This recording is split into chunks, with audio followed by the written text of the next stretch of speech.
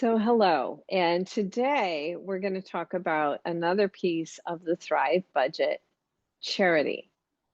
Now, you might think, how in the world or why in the world am I going to give to charity when I can't make ends meet right now?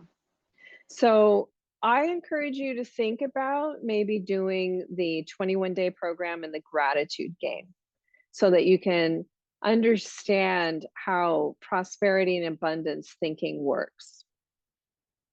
But So when you can start giving, you're telling yourself psychically and psychologically that you have more than enough to give, that you're not struggling to survive, that you're not need based. Now, that giving doesn't have to be money, it can be time or talent. And that's a good place to start. Now, why charity? There's many reasons for it. First of all, you're going to find your passion. You're going to find what it is that you really care about. When you really care about something, chances are you're going to push yourself up that path to wisdom, and maybe you become the expert as a result of it.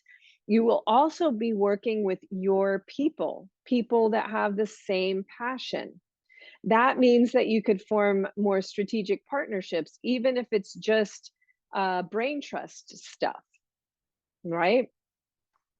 I will tell you that every major career jump and that's been my life has been, graduate from USC, jump to chairman of a silent auction at my son's school, jump to CEO of the Women's Investment Network, jump to the co-creator of the Earth Gratitude Project. All of them started with charitable giving. So I was working really hard to help raise money for my son's school, for for better computers in the school, for better music instruments, even to pay the PE teacher. And those women that were working with me were far more experienced executives, but they had these full-time jobs. And I decided to invest my time as the chairman of the silent auction so that I could get that hands-on training of executive level training.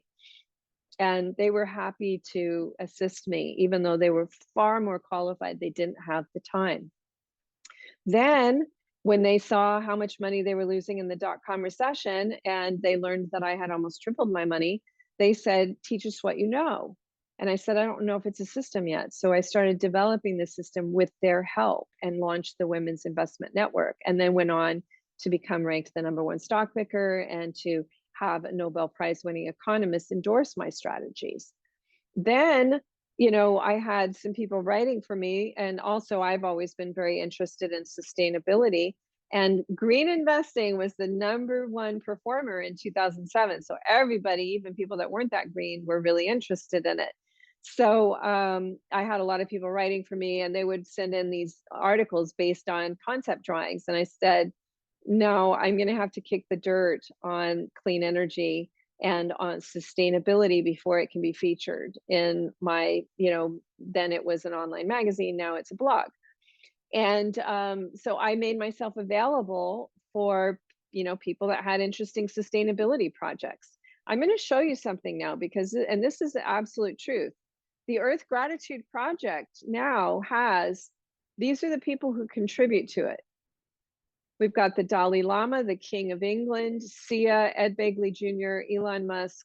You can look at this, Ron Finley. Again, I don't discriminate. I like as long as you're a visionary in sustainability and you're doing good work, you're going to be on here. So Kiss the Ground, Alice Waters, the Compton Community Garden is one of my favorite projects.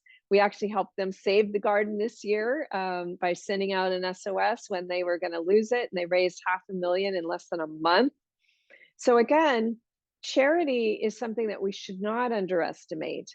And if you cannot afford it, then consider donating an hour of your time at least once a week to whatever charity it is that you think is going to increase the thing that needs to be helped the most in the world, right? Like if you're a parent, then maybe you should be volunteering at your son's or your daughter's school an hour a week.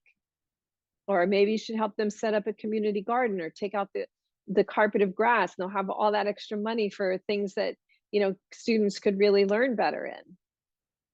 So again, charity is the best networking, and charity is where you find your passion. It's also on the psychological level. If you give, then it tells yourself that you have an abundance, that you're setting yourself up for an abundance mindset.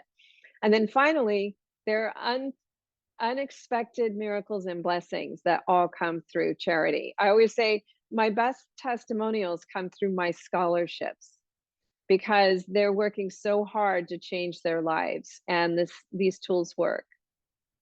All right, so I will see you tomorrow, and we'll talk more about thriving.